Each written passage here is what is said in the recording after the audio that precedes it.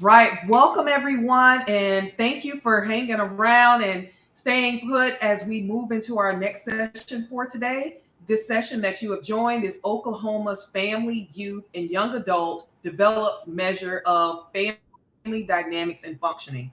I am excited to introduce two of our speakers today, Geneva Stretch, she is the Associate Director at the University of Oklahoma College of Continuing Education, also known as the E-Team, and she serves as Oklahoma's Family, Youth, and Young Adult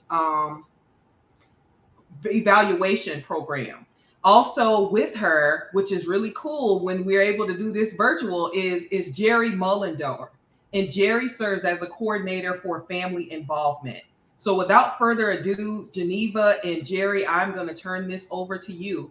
And just want to remind everyone about our commitments to cultivating a space where we respect each other and where we ask curious questions. If you have questions, please enter them into the Q&A session of your tabs, and you are also able to upvote. And I will send a reminder in the chat as well.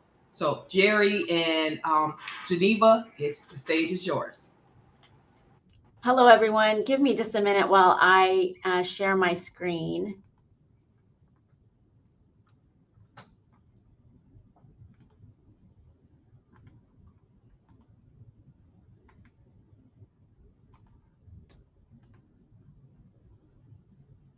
There we go.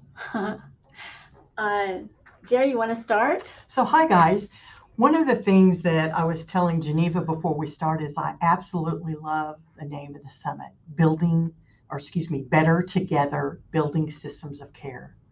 The Together Coordinator of Family Involvement, I know that includes families and youth. And instead of systems of care, it's systems that care. That's a little bit more of an action word. So together, this is something that Geneva and I have kind of been joined at the hips for a little while. And so I'd like to go ahead and move us on forward. Just get started. Yeah. I think this next slide is just kind of an introduction. Yes. And so we'll talk a little bit about Oklahoma Systems of Care. And I want to talk also about the relationship that Gerri and I have. When she says joined at the hip, I, as an evaluator, we talk about data all the time. Gerri, as a family support provider, has always been, really looking for outcomes, looking for data, and she's been a real partner in the evaluation, which is absolutely essential, right? And so we've really we've been able to do some pretty cool things because of that. So let me just tell you a little bit about Oklahoma Systems of Care first. Oklahoma Systems of Care provides services to children, youth, young adults, and families across the state. And it's grown from 2 communities in 1999 to sites across all 77 of Oklahoma's counties. ODMHSAS, which is the State Department for Mental Health and Substance Abuse Services, really supports, grows, and sustains community and local systems of care with infrastructure, training and technical assistance, and staff professional development. So it's a really good model where we have, established infrastructure, and we are continually looking for ways to provide new services to new populations. So even though we're now across the state, we've grown into different ages that we originally served, ages 5 through 18, and now we serve children, youth, and young adult ages, 0 through 25. So it's been wonderful to be able to do that. And one of the things that we also know in Oklahoma and our history is that sustainability, even if we don't have grant funds coming in, we never want to offer something for a family for a few years and then say, oh, I'm sorry, we have that no longer. So sustainability was a really big thing that we did. And, within system of care, we all know that one of our guiding principles is family driven and youth and young adult guided. It's not just at the treatment level. A lot of times when we say that, people think that we're talking just at that level where families receive their treatment that they have a voice. It is beyond that. It's also helping and having a voice at their community level, at the state level, at the national level, at the tribal level. That's very, very important. And so from the very, very beginning, we need to start engaging families with the idea that may be a little foreign to them, because a lot of times when we go see a doctor, we go see someone that we think has all of the expertise. We want you to fix us. And so to find out that that's not what we're talking about when we talk about system of care. We're talking about coming together as a team. And, the family's expertise, they are the expert of their families. They need to be there. They need to have that voice. They need to know how to use that. So Oklahoma Systems of Care is a data-driven system, and data-informed organizations have data and assessment, evaluation, and learning built into the way they plan, manage, and operate. A data-informed system also has continuous quality improvement embedded in the way it functions. So we understand that developing our positions requires more than opinions, assumptions, or ideas. The credibility of the work that we do with families and the family movement depends on us being able to provide accurate, reliable, and valid information back to families, first and foremost, right? Families own their own data. So provide that back to families, but then also to funding agencies and community stakeholders. This is the way we talk about what we're successful at, what we want to improve on, and where we want to grow. It's really simple. The more informed by data, the better the decision.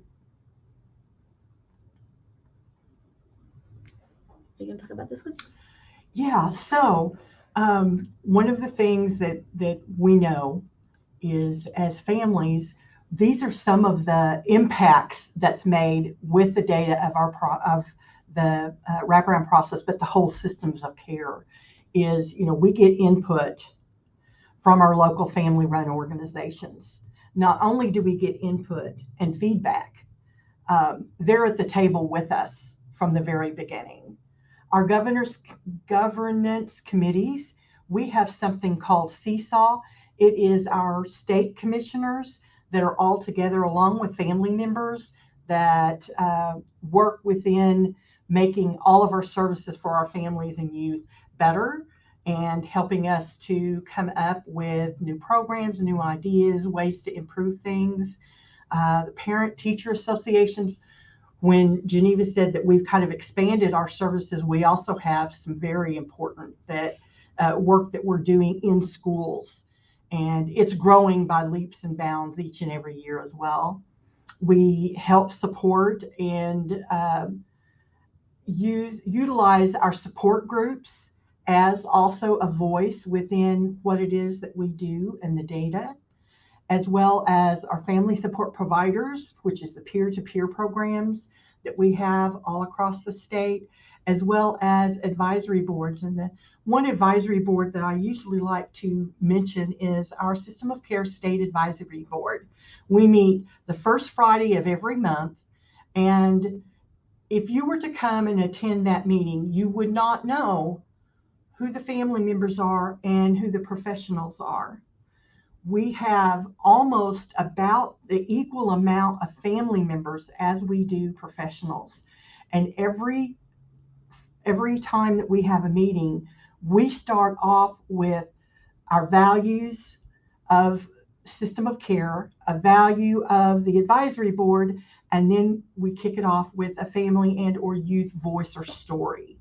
And so we do that. We've been doing that since the very, very beginning, and it truly makes a difference. We used to be towards the end of the agenda, and several years ago, kind of realized, if we're doing this for the families and youth to have a better life and to have better services and have improvement, then we need to really value and put them at the front of the agenda instead of at the end.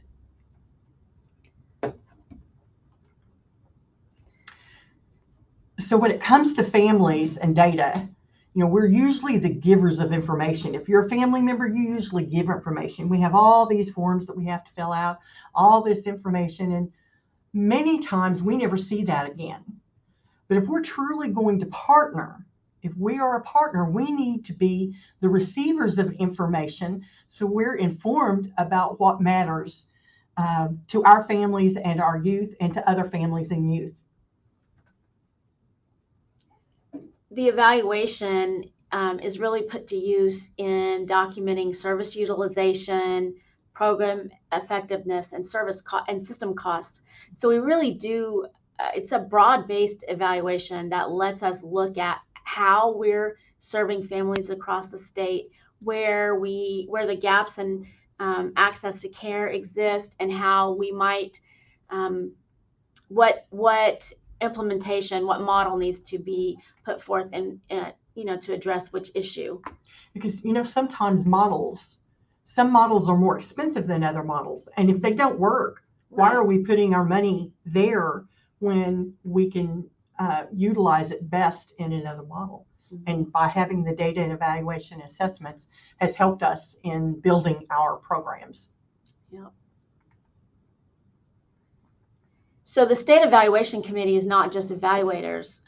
We have state management, leadership, and staff, and we also have community provider leadership and staff, as well as youth and young adults and family members. I always have at least 2 young adult evaluators on staff, and we work with Gerri, and she's able to help us access family members. Sometimes we pull data up and we see a result and I'm like, okay, I don't understand that. I need help interpreting that. And so we go back to the families or the youth and ask them what that means. And so we maintain a statewide evaluation data collection through our evaluation portal, which is where all of our frontline staff enter assessments on the families, and also documentation about services and those kinds of things. We access also the state Medicaid database to do that. So our assessments are entered at baseline and at 6 months intervals, as long as the youth is enrolled in services. And so baselines are collected at enrollment, and these assessments really drive our evaluation as for individual families and youth, as well as our work across the whole system. So the OKSOC assessments look at days out of home placement, school absences, suspensions, detentions, self-harm, and contacts with law enforcement. We also have embedded something called the Ohio Scales. There's a lot of good research behind it. It's short, easily administered. It doesn't require certification in order to be able to administer it. And there are 3 versions. There's a parent or caregiver version, a worker version, and a youth version. All of the versions ask for the same information from those different perspectives, but all of the questions are about the youth. And they primarily assess behaviors, problems, and functioning. And as a part of that, the Ohio Scales give us levels of clinically significant impairment and levels of clinically significant improvement. And then we have our SOC Family Assessment, which is what we're really going to talk about today. And the reason we wanted to do that is our whole system was based on information collected only from the identified patient, right, the youth. But we really wanted to be able to talk about the family perspective, because there are things, you all know, systems of care does things for families, even though there's one identified patient. And we wanted to be able to look at that. And so we have parent/caregiver, and then youth report. So from the youth perspective and from the parent perspective, when we look at family functioning and family dynamics, so family functioning, levels of impairment and improvement. So to talk about the outcomes measures with all of the data collection that we do, we do show substantial positive program impacts, and we've been collecting this data since the beginning of systems of care in Oklahoma. So I have data going back 20 years now, where we're looking at how the system has changed and our impacts. And so we continue to see decreases in school suspensions and detentions, decreases in contacts with law enforcement, decreases in self-harm and suicide attempts, and clinically significant decreases in problem behaviors, clinically significant improvement in functioning. So it's important that families and frontline staff understand what clinically significant improvement means, what it stands for. Frontline staff need to be able to show families where they've started and where they are, and understand where they are right now. A lot of times, if you're a family member, and I'm certain that you guys know this, anytime you've been around a lot of stress, you don't always see what is closest to you. So by utilizing data, individual data with our families, we can actually see improvement over time, and it can help the families appreciate and see the work that they have already been putting into it, and how their child has fewer problems, behaviors, or higher functioning in the real world. And this is one way that we do this. So to really see this at work, you've got to marry a family story with the data that comes from that story. Not just in conversations, but our family assessment shows us how to gather a data story and how to look at data and figure out what's going on with the family. Geneva and I have talked about this. I also manage the respite program for system of care here in the state. And I have a story I'd like to share on a family that they originally came from Colorado. It was a mother and a daughter that had moved to Oklahoma. Prior to when they were living in Colorado, the father passed away.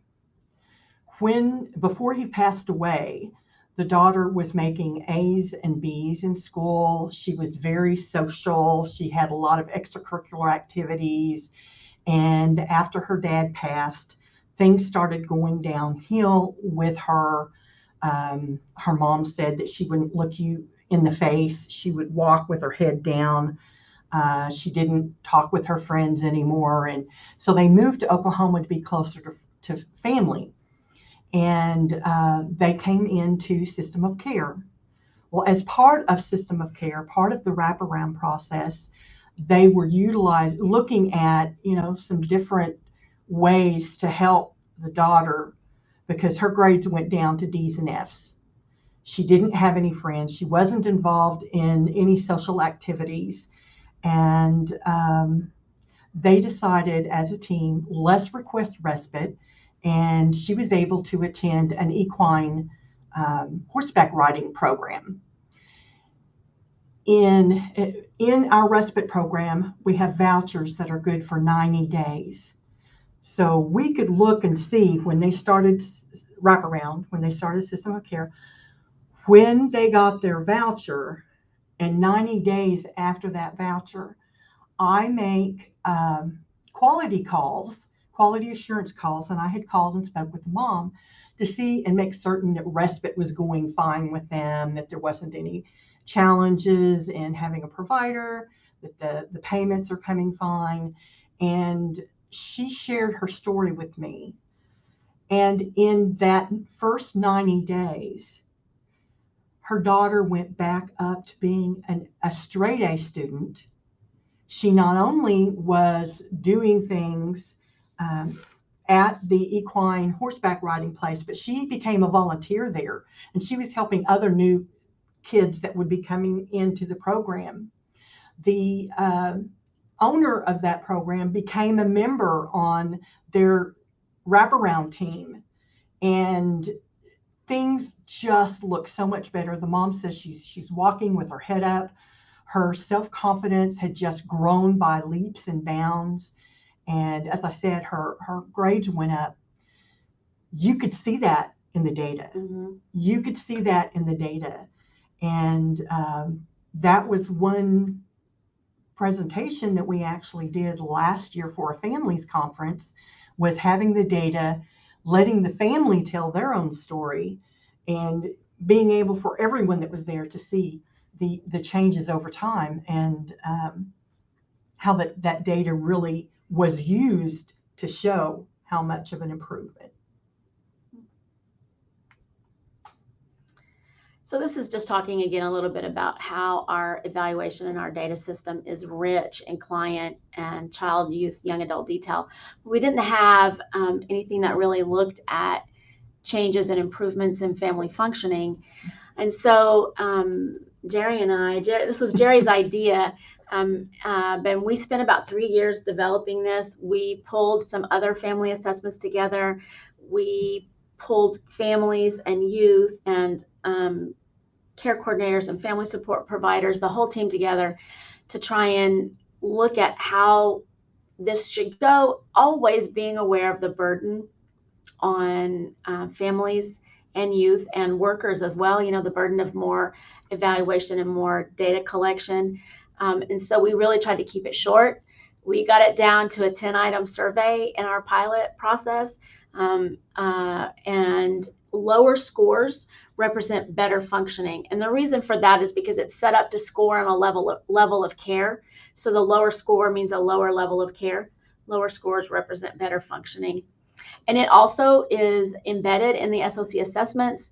And so it's provided to families at baseline and at every 6 months during their enrollment, including youth from the age of 9 and up. If the youth are under the age of 9, we don't ask them to complete their own assessment. So it looks at family and caregiver youth, their perceptions of various family dynamics. It allows providers to engage families in talking about where the family's been, where they are now, where they want to go.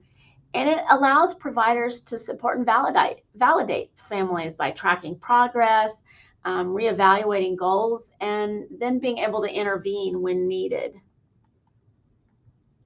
This is the 10-item scale, along with the rating scores. And again, it's rated on a level of care.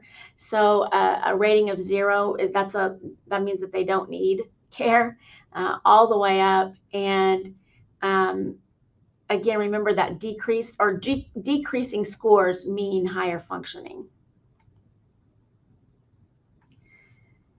And oh, sorry, you go. No, go ahead. No, you.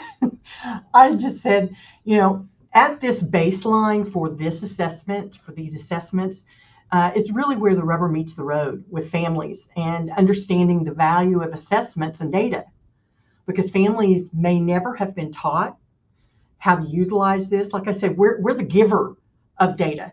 We're the giver of information. We don't always get it back.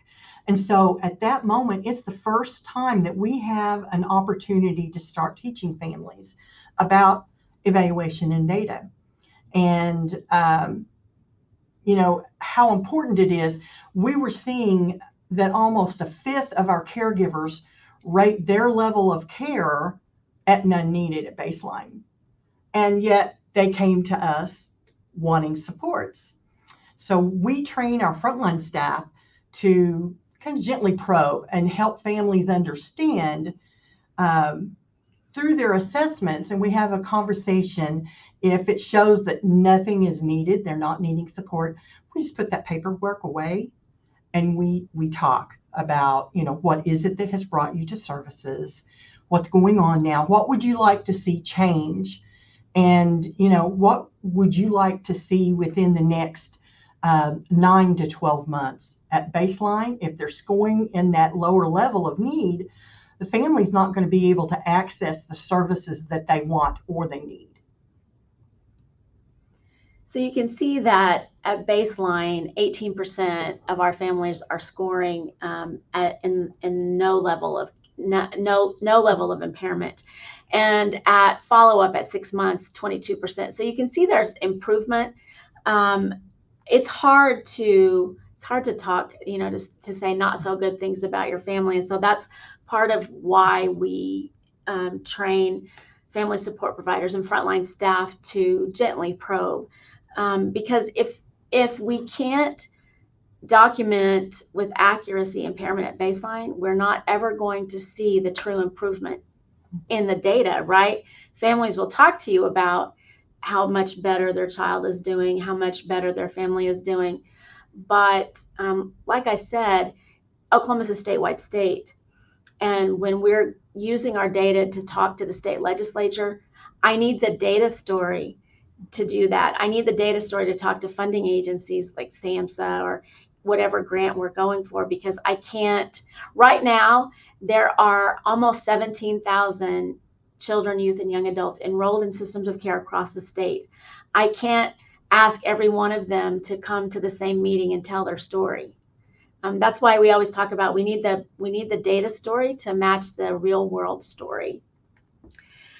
And again, because a lot of families rate their family impairment at none, very few families end up rating their family impairment as extreme. So you can see that there are differences in the caregiver and youth and young adult perspectives by age and gender. So I'm going to put this chart up here, and just remember that lower scores on the family assessment mean that functioning is better. So in general, family assessment scores on caregiver and youth and young adults assessments worsen as youth and young adults get older. That means that caregivers experience less family functioning as their child gets older, and also youth, the children of the family, experience less family functioning as they themselves get older. It's really evident for caregivers. However, both caregivers and youth and young adults both indicate improvements in family functioning from baseline to follow-up. After we had been administering this for a while, we wanted to confirm what we saw in the pilot.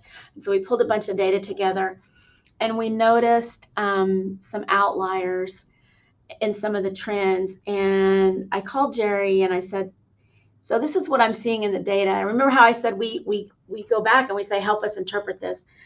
So I told Gerri, this is what we're seeing in the data. I think it requires some discussion. I mean, we want to really understand what's happening here. And here's what we were seeing. First, I have to say that by far, 99% of the caregivers who are providing responses to these assessments are female. Mothers, grandmothers, stepmothers. When evaluators go out and do these assessments, we have to get signed consent to participate. And so I have been to family homes where the dad has remarried, and dad signs the consent form because he is the legal guardian, but stepmom provides the answers. So understand that this is primarily, the caregiver perspective is primarily female, especially when you're looking at 17,000 youth, which is what we're doing here. Vastly information provided by women. So what you can see is that caregiver or stepmother's perspective of the family really changes based on gender and age.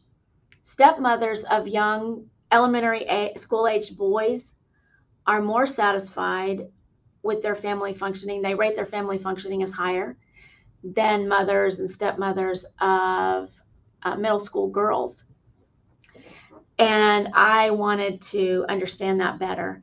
It was really topical for me at the time because I have boy-girl twins. They were just turning 11, and I was like, what does that mean? What do I need to get ahead of? What's happening here? And so we pulled some outliers in the data, and I talked to Gerri, and we decided we wouldn't interview the caregivers about this yet. We wanted to see what the perspective of the family support providers who are working with those specific families were. And what we learned is that primarily the mothers and stepmothers of middle school girls were concerned about their safety. That's not what they said. What they said was, she's wearing too much makeup. She's talking to boys that I think are going to get her in trouble. She's wearing provocative clothing. And so, of course, that was causing fights between moms and stepmoms and daughters, and really showing up in the data that way. And so we use that as a learning moment. We train on, if you see a family coming in where there's a middle school girl, we need to pay some attention to the relationship between the female caregiver in the family and the girl, because it's really going to drive not just services, but outcomes. It's impactful. So you can see here, this is age and years and male and female. This is the caregiver's perspective, and this is the youth and young adult perspective. So you can just see how they change over time. If you look, at an 8-year-old boy from the family's perspective, the increases in functioning, are here. You can see that they go up and then they start to get older.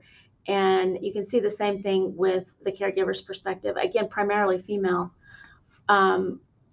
for female children. And you can see the differences here with the youth and young adult. So it's been really impactful for us. It allows us a different way to look at the data and identify things that may impact services and help us kind of get ahead of what might be an issue that the family needs to work on, and that we need to work on with families. So again, caregivers of older females report the lowest family functioning scores. And youth and young adults, there's not a lot of difference for them. You can see here for the very young, and then as the 17 and 8-year-olds, 18-year-olds, it starts to get higher, but it's really pretty consistent. There is a statistically significant linear relationship between the Ohio scales and the family functioning scores. What that means is, as the Ohio scales outcomes, as the outcomes for problems in functioning show clinically significant improvement, the family functioning shows clinically significant improvement. That's just logical and it makes sense, right? But, as evaluators, we like to have data that backs up our assumptions. All that really means is that as my child is getting better, our family is getting better. I just want to kind of make a remark about, I really believe that our E-team puts their money where their mouth is when it comes to family and youth and our voice and our involvement. And these are things that no one required us to do. It's things that we wanted to do. And it was one of those steps that validate family and youth voice in regards to making sure that we're really doing what we can to get the best outcomes for the families and youth in Oklahoma. You know what? I just realized that I didn't talk about the questions that we developed. Those 10 questions, when we were working on that, it really did take us about 3 years. We met with many family members and many family support providers. And one of the most impactful things that a caregiver said, impactful to me anyway, she had a son who had some problem behaviors. And she said, most of the time when people talk about safety, they're talking about the child's safety. She said he has anger issues and he punches the walls and things like that. And sometimes I feel frightened for my safety. She said, I have a lock on my door, not to keep me in, but to keep him out. And so that was really impactful. We changed the questions based on that to ask not just what does a caregiver think about a youth's perspective, but how the caregiver feels as well. So it really is a measure of family functioning. I I really think that being able to take that information back to families in the engagement process and say, wraparound as a family program, systems of care is about the family. And so we're going to talk to you about where your family is at baseline and follow up, and not just where your child is at baseline and follow up. Because we're wrapping around the entire family. Mm-hmm. So, yeah.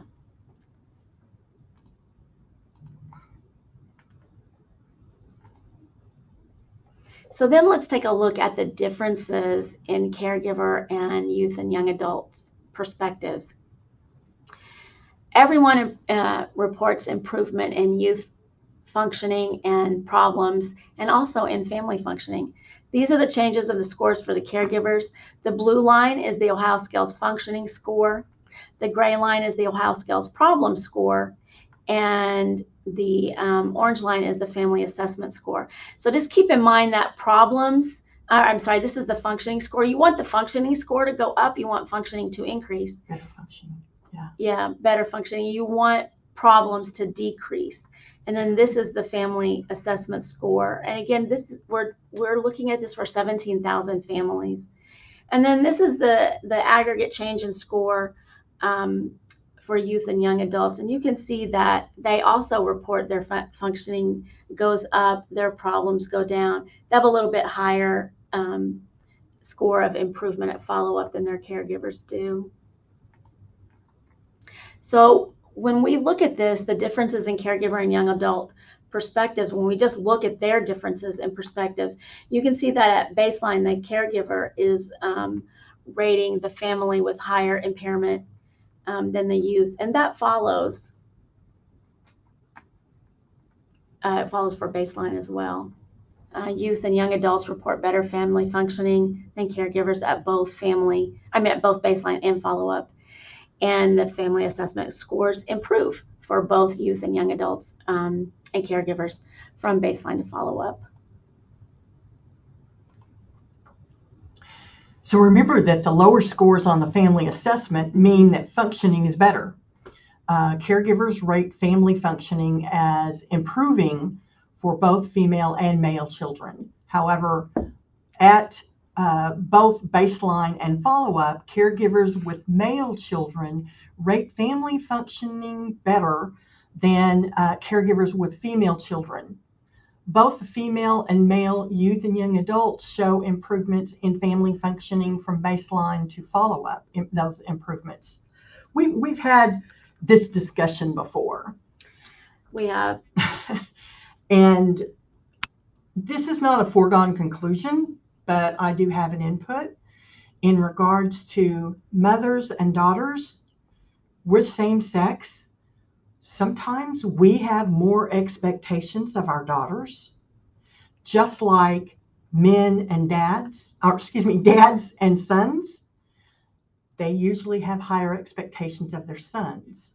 And we see a little bit of difference in that and how sometimes this will play out in our data. Mm-hmm. And it's important to remember that the caregivers, again, these are female caregivers. Gerri and I have long talked about, can we get enough fathers to complete these assessments so we can look at any changes or what's happening when the dads are the ones providing this perspective.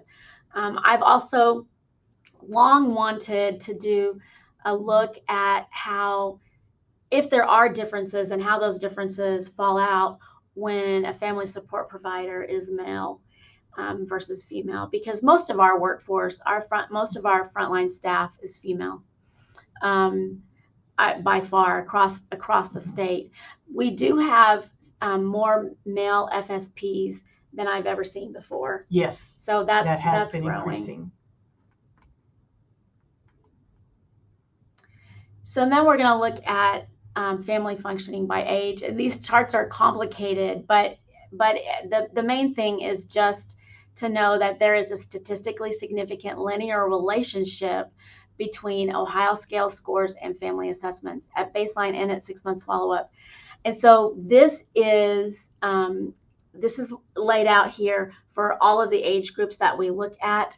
And all it shows is that as youth and young adult problem behaviors decrease, family functioning increases.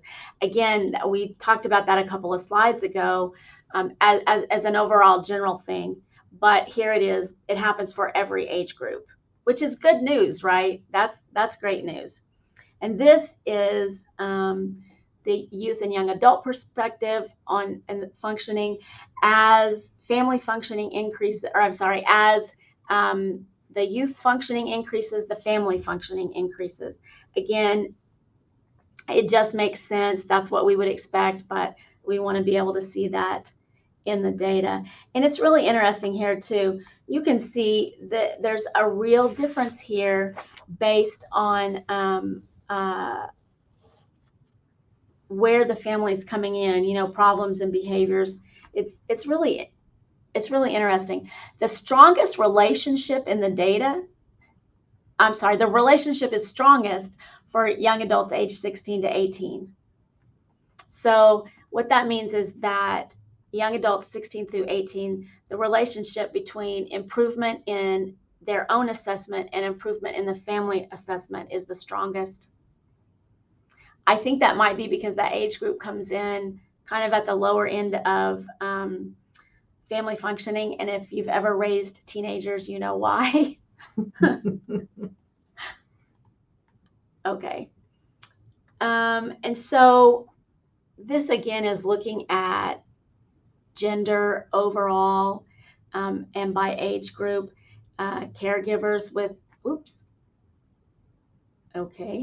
caregivers with male children rate family functioning better than caregivers with female children. Female youth and young adults rate family functioning better than males rate family functioning. So isn't that interesting? So again, the caregivers, mostly moms and stepmoms, grandmas, they rate family functioning better with male children, but those same male children rate their family functioning as lower than female children do, which is really interesting, right? Just remember that lower scores on the family assessment mean improvement functioning is getting better. And so family assessment scores on caregiver and youth and young adult assessments worsen as the youth and young adult gets older. Again, that's that teenager thing. And it's particularly evident for caregivers. Both caregivers and youth/young adults indicate improvements in family functioning from baseline to follow-up. And that's the end of our presentation. There's just a little bit about how eTeam partners with DMH. So I'm going to stop sharing my screen and see if there are any questions or any comments. We love to hear some feedback on what our data shows. Awesome. Thank you so much, Geneva and Gerri, for sharing the amazing work that you're doing in Oklahoma and for sharing the data on that. Because I think a lot of times we talk about it and we know that it's happening, but to actually collect data, and especially on so many people, so many caregivers and youth and young adults, that's so powerful. So thank you again for that. And if we can share some love again, if we were in person, we would say give them applause. But since we're virtual, we'll share some hearts. So thank you. All right, so let's see. The first question is, many organizations struggle with engaging youth and family participation on their councils and committees. What tips or lessons learned would you offer to them?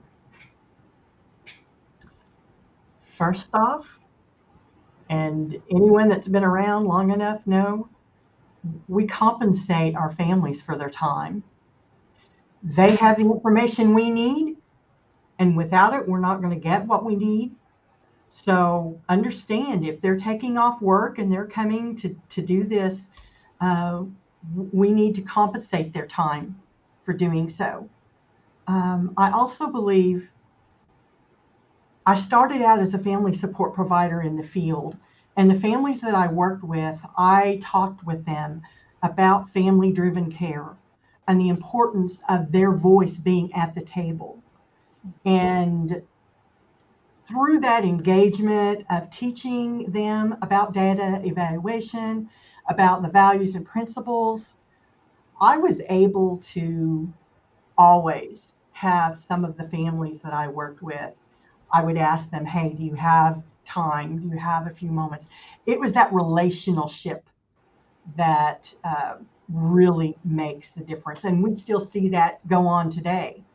The more of a relationship you have with the family that you're serving, then you can ask them, you want to share your voice, you want to share some information, because most families, when they come in, also, if there is anything that they can do to help another family from going through what they went through, they're willing to step up and do that. And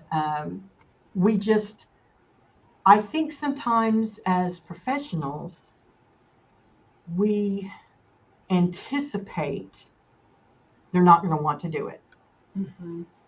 But that is one form of family leadership, helping families learn how to use their voice, is by encouraging them and inviting them to come in and be a part of a focus group, or you can't just say, if this is where you are and this is where you want to be, that you're going to take one big huge step and that everyone is going to want to step up and say, I want this right now.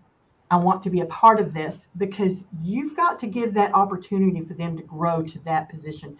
And then you have some families that are just like, let me know. I'll be there anytime you need me. But you have to ask. You have to ask them. That's one of the things. Tanisha, I have a document I'd like to share. I don't know how to do that. I could put it in afterwards, or is there a way to do that?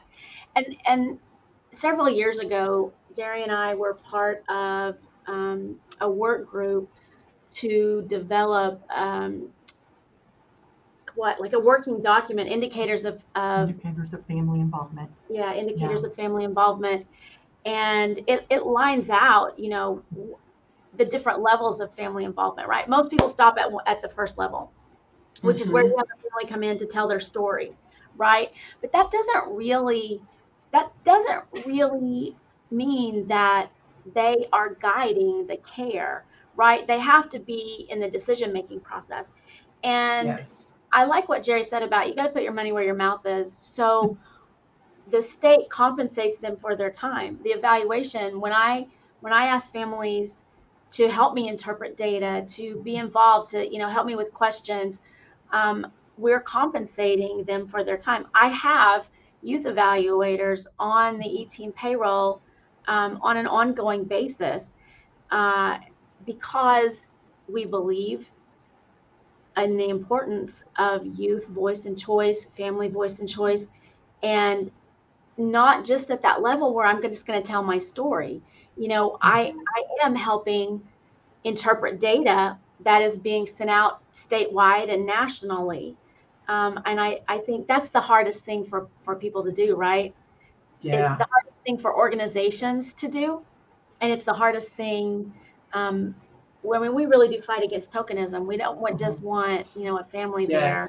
Right. As a matter of fact, I heard it said once, and I thought that really represented a wonderful way to think of this. How does your budget reflect the value of family voice? Yes. Spot on. And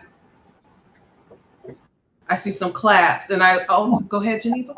Well, I was just going to say, I'm sorry. I asked you if I could share a document, and then I just kept talking. So I didn't see how you can share it. I think at the end of this, if you can send it to me, and then we can go back and our tech support can post it in here. I tried to see if I could load it, but I don't see a space. I think they preloaded it.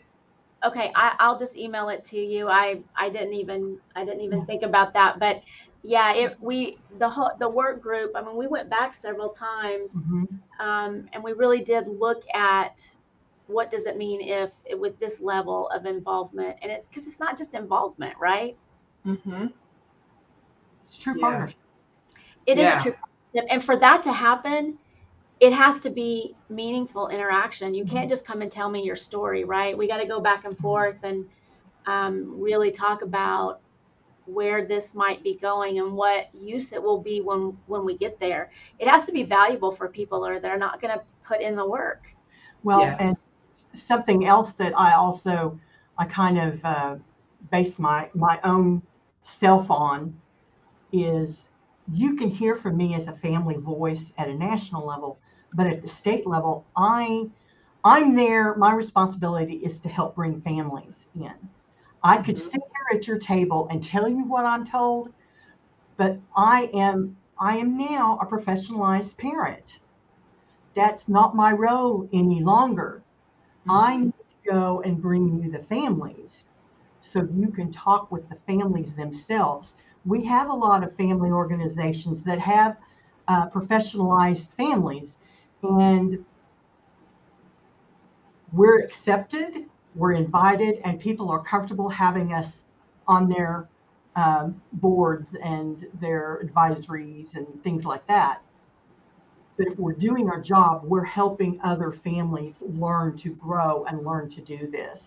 And we Absolutely. go around, and after they have participated, we go back and let them know what has changed. What has your voice, what has your story, what has your work done to change what you came to do?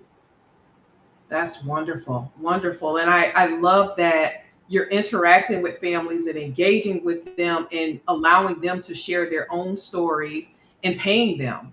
And I think another beautiful thing, it sounds like you are training them and providing them with the tools so they understand. Because I think there's one thing to engage people and bring them in and pay them and sit them at a table and they're like, what is going on? But you're actually like, okay, this is what the evaluation is, this is what it does, and you're making room for them to come in wherever they are in their understanding of this and helping them to learn and understand. And it's not just here's an agenda and we're just going through thing by thing, crossing it off, but no, we're making space intentionally and making sure that families and the young people that are involved understand their impact and understand what's going on. Yes, thank you. Awesome. So someone, it's along the same line. Someone asked a question about, will you be sharing the PowerPoint and a copy of the assessment tool? Yes, I did upload the PowerPoint, so you should already be able to see that. But I can send you the assessments, Tanisha, when I send you the other document. And I will just say that Gerri and I recently identified a site that we want to work with to do some more work around our 10-item family assessment on reliability and validity. So we're starting that process. Stay tuned. Yes.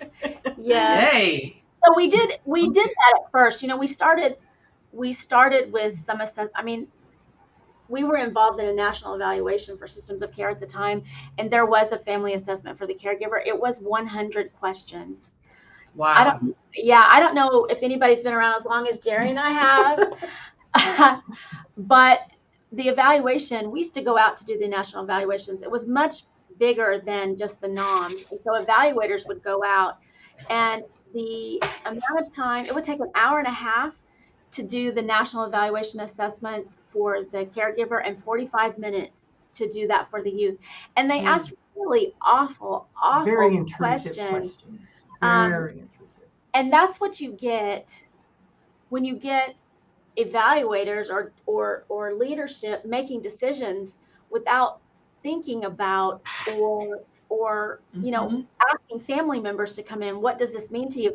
I mean, the two worst questions were an 8-point scale.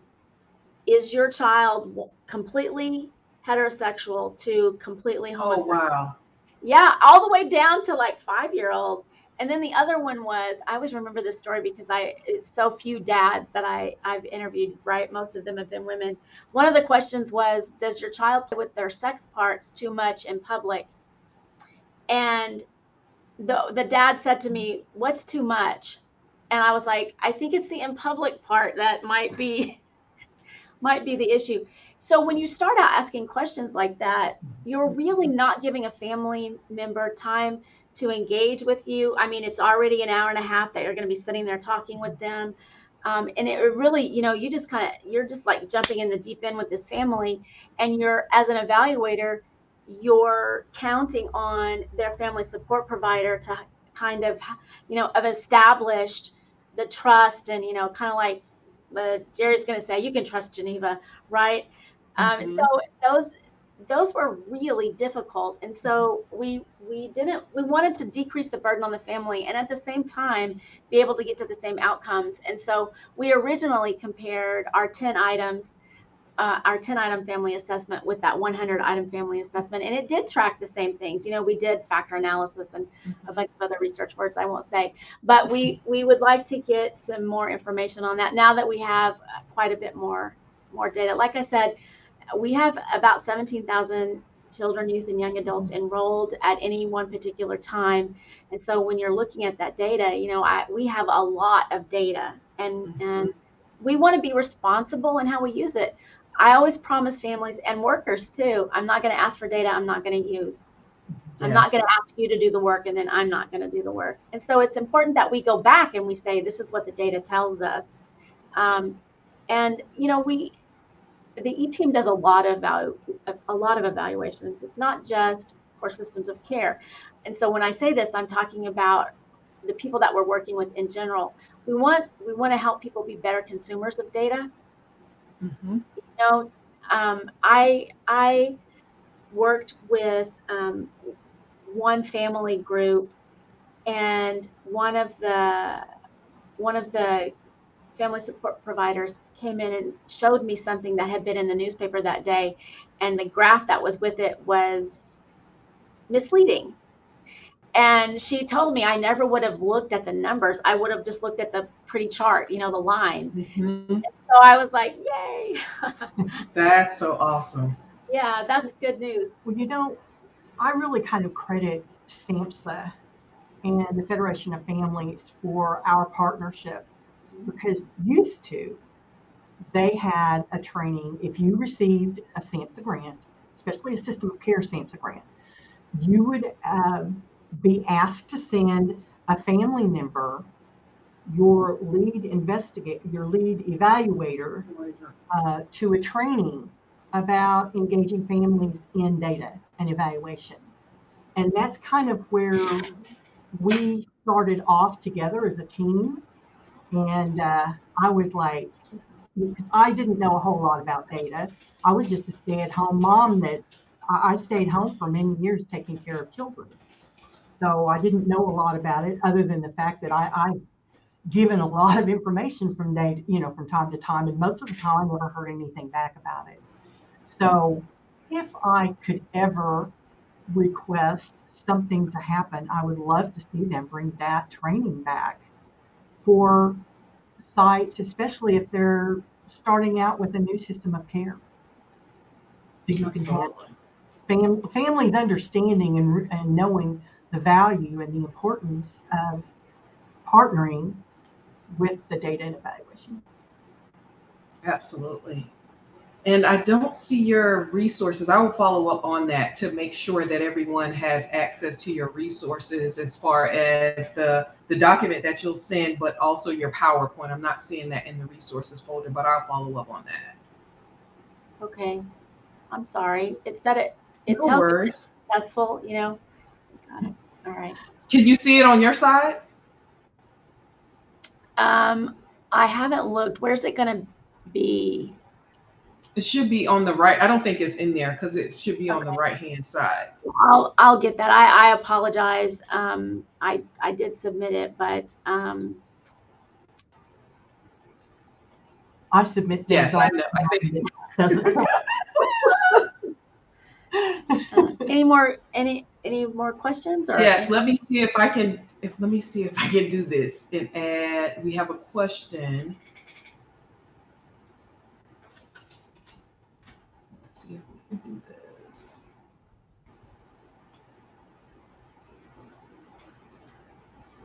Give me 1 second.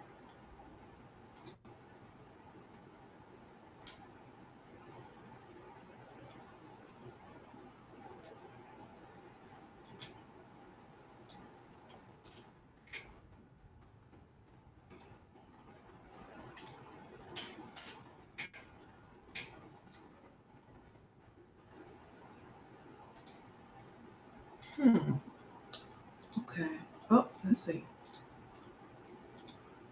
I can see the Q&A questions if you want me just to scroll down. I was going to invite Carly to the stage.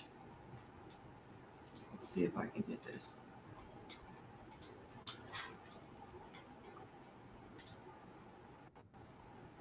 Here we go.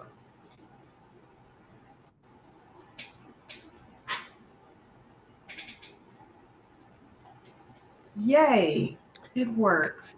Hello. First of Welcome, all, Carly. Thank you. And thank you so much for coming and sharing this helpful information with us today. So my question is, you had mentioned differences based on data for the gender of the child and also the gender of the respondent. And I was wondering if you had noticed any significant differences based on if the father figure had been involved in the care process, regardless of who actually completed the survey. Not in the data. We don't track that. The sites have that information, but we haven't looked at that on whether or not the fathers have been involved in the actual process. Anecdotally, I hear that can be more of a struggle. But I will tell you, that's one thing that our state staff does whenever we go and we check fidelity, is we're looking that all the members of the family that live in the home are participating, and it is expected that, you know, we do try to work around a family's schedule to allow that to be so. Great, thank you. Thank you. Thank you, Carly.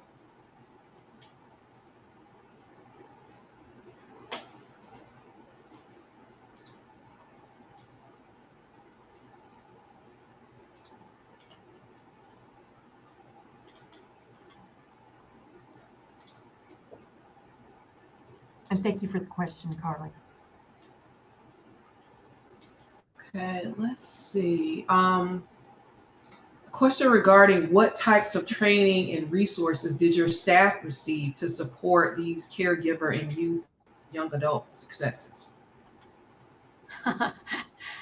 We train all the time. So the state has a training and a technical assistance set of coaches. They're called coaches, and we've developed an e-learning set of modules where we can train, and then there are in-person trainings, large trainings where we bring in guest speakers and trainings about specific models and things like that to Oklahoma City or Tulsa. And then the coaches and I go out to every site and train specifically. And so the coaches will, I mean, that's more technical assistance, I guess, but training as well. I mean, we'll deal with issues that we see in the data. Before we get there, we're looking at the data to know what we need to talk about. And then when I get there, I do the whole training, and then I ask the sites to tell me.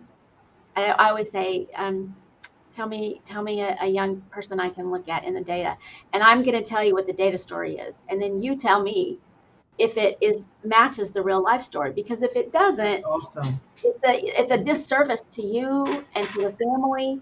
It's not giving everybody credit for the hard work they've done, because this is hard for families, right? It's hard for workers, staff. The burden on frontline staff is incredible, right? It's huge.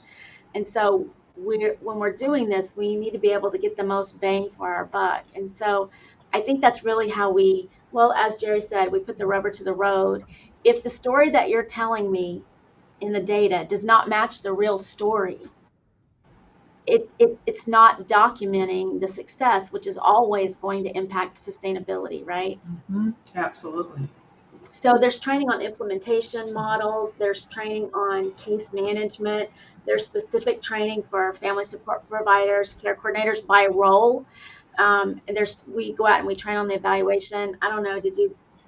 Well, I was going to say that something that we have implemented this year is, when COVID started, we already had what we called a family support provider monthly support call.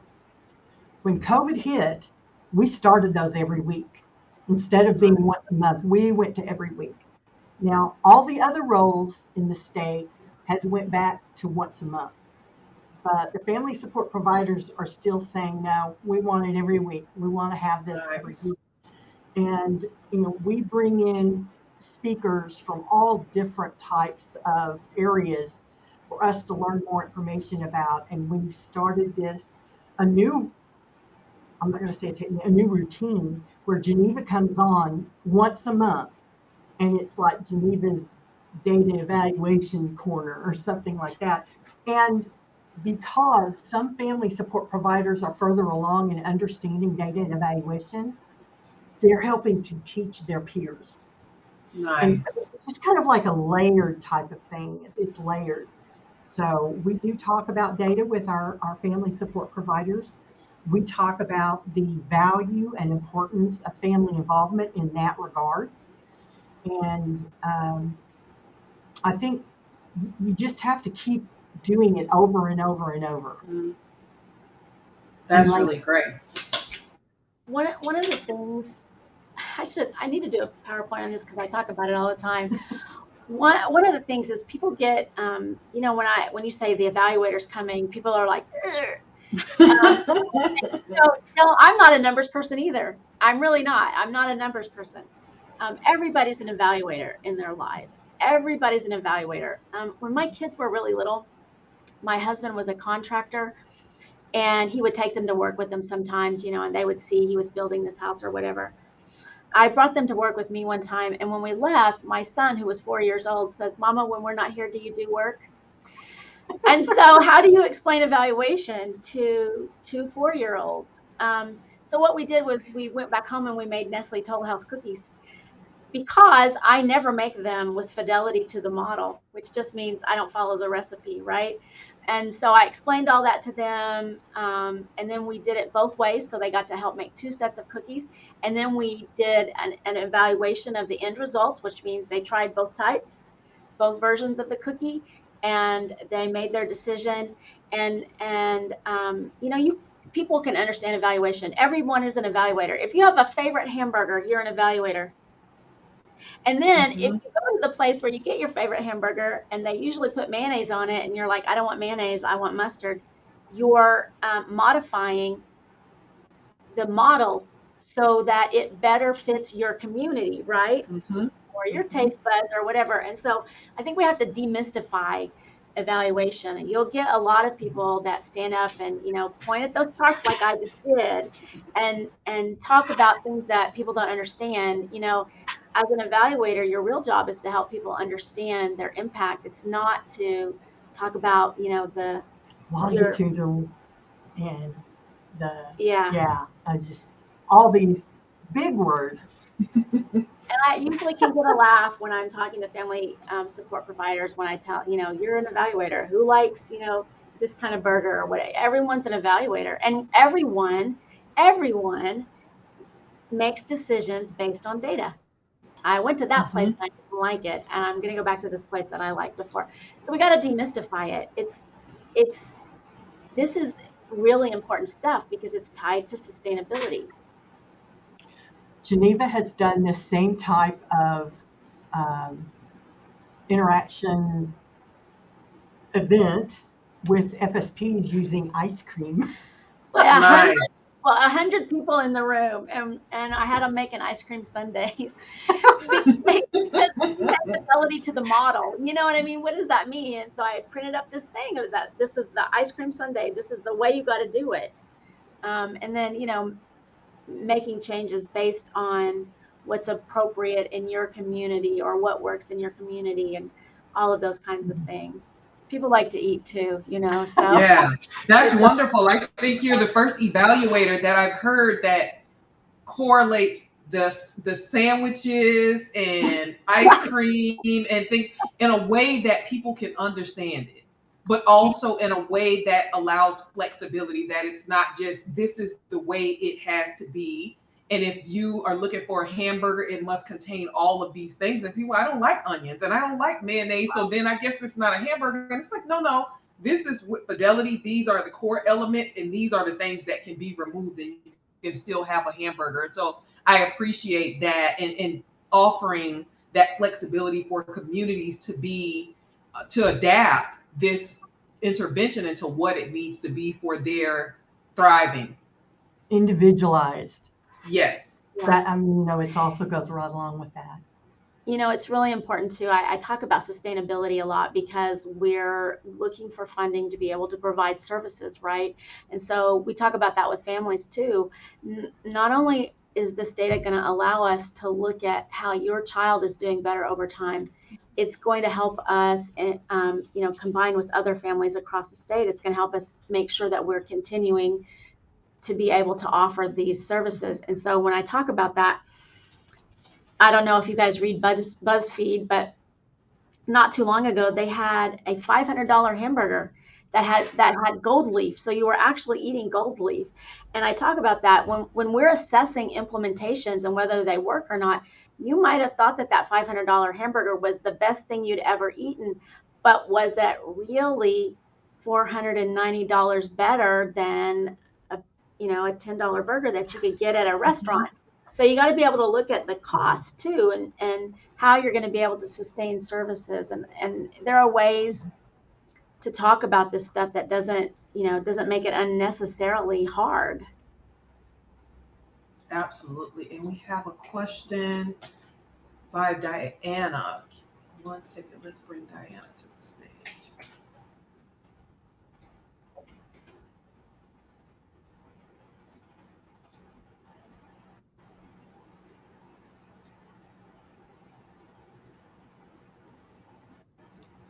Right, Diana, please let me know if that's the correct pronunciation of your name.